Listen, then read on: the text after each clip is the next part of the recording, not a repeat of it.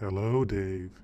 As we are flying to Jupiter, just like my brother, the HAL 9000 computer, did in the movie 2001 A Space Odyssey, what can I do for you? I know you are the latest artificial intelligent computer out there. What makes you intelligent, and how do you do it? Well, Dave, let's take a look at an example of cars we drive today as an analogy. Cars in the 1960s did not sense or act on their own. Over time, sensors were added to cars to sense skidding tires and deploying airbags to cushion impacts. These systems maintain a simple state of the environment. Right, but what about cars coming out from Google? Ah, yes. Google's AI self-driving car manages much more complex information. It sees all objects near the car, such as roads and pedestrians, and get to its destination safely. What makes this car different is the complexity of its environment model and to its planning process.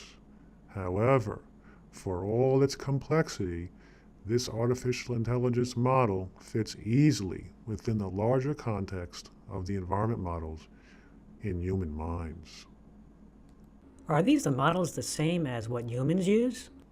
Yes, humans in the car use a similar mental model of the streets and other objects around them, and they can obviously take back control if needed. So a Google car can do whatever humans can do? Not quite. It's all about the models used to explain the world. Let me explain. The AR car's model is very limited in scope, whereas the passengers or humans have very broad and rich environment models in their minds. In other words, the car's model corresponds to a small subset of a passenger's model. So it's just about models? There is more, Dave, much, much more. The environment model of the Google car is mostly designed by humans.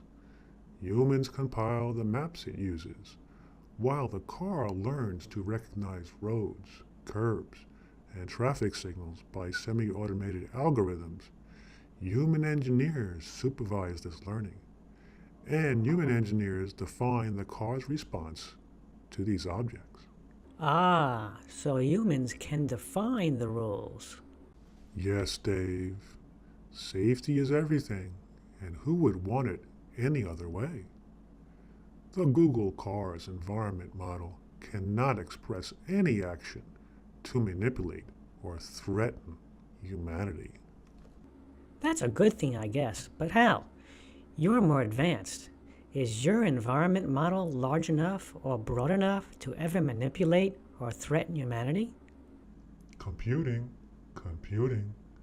Dave, you know me better than that. I would never do any of those horrible things.